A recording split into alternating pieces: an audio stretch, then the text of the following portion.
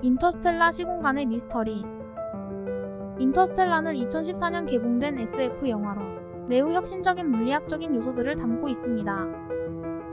그 중에서도 가장 눈에 띄는 것은 파도행성의 시간 가속화입니다.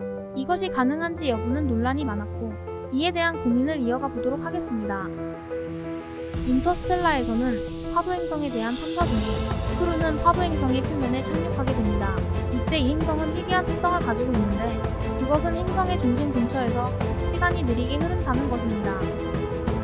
영화에서는 이를 귀신 구멍이라고 설명하며 이 귀신 구멍을 이용하여 크루는 지구로 돌아갈 시간을 빠르게 감소시키는 것이 가능합니다. 귀신 구멍은 실제로도 상대성 이론에서 예측되는 것으로 중력이 너무 강한 천체에서 발생합니다. 이러한 천체의 중력은 빛 자체를 그 자리에서 가둬버리며 따라서 빛은 더 이상 움직일 수 없게 됩니다. 이것이 바로 블랙홀의 개념입니다.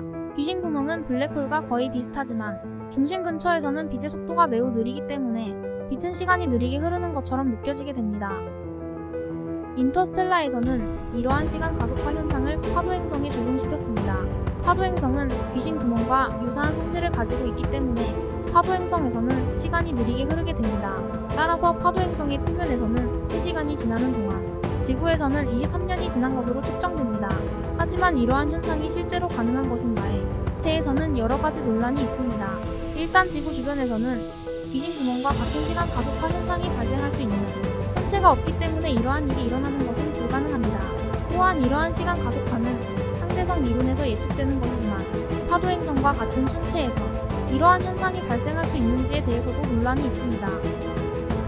그렇다면 파도행성의 3시간이 지구의 23년으로 해석되는 것이 가능한지에 대해서는 어떨까요? 이 부분에 대해서는 좀 더 자세한 분석이 필요합니다. 일단 파도행성에서의 시간이 얼마나 느리게 흐르는지는 파도행성의 질량과 반지름 그리고 회전 속도 등에 따라 달라집니다. 따라서 이러한 값을 정확하게 파악하여야 합니다. 또한 인터스텔라에서는 파도행성의 중력이 지구의 중력보다 훨씬 강하다는 것도 주목할 만합니다. 이러한 상황에서는 시간 가속화가 더욱 뚜렷해질 수 있습니다. 하지만 이러한 상황에서의 시간 가속화가 지구와의 차이를 23년으로 해석할 수 있는지는 아직 명확하지 않습니다.